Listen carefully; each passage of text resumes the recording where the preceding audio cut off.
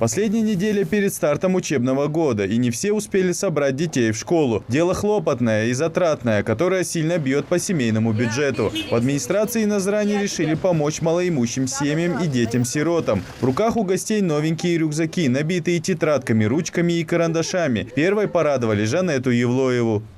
А мы тебе портфель привезли. Пойдем посмотрим содержимое портфеля? Да. Пойдем. Жанетта в этом году пойдет в 6 класс. И если форму уже купили, то за портфелем она только собиралась. Рюкзак ей дарят гости. Она сразу же распаковывает подарок. Какой красивый! Нравится тебе? Да! А посмотри, что там внутри. А ну вытащи, что там внутри, посмотри.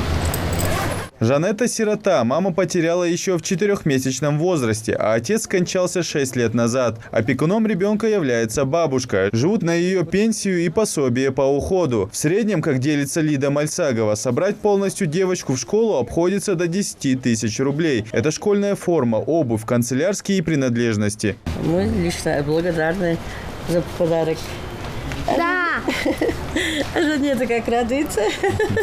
Следующий адрес по списку, и здесь сразу 3 семьи – Яндиевы, Бабакиевы и Куркиевы. Они живут все в одном жилом комплексе. Здесь 8 школьников. Семьи малоимущие, а некоторые дети и вовсе сироты. Оказанное местными властями внимание для них очень приятно. Как признаются родители, собрать ребенка в школу каждый раз все сложнее и сложнее. Купить нужно много, особенно если в семье не один школьник, а сразу несколько, как у Яндиевых. Здесь их 3, поэтому сторонняя помощь как нельзя кстати, признается мама. Сейчас ребенка в школу собрать около 5000, 5-4 тысячи. Туда входит альбом, дневник, пеналь. Ну, много чего. Это на первый, второй, третий класс, да? Да.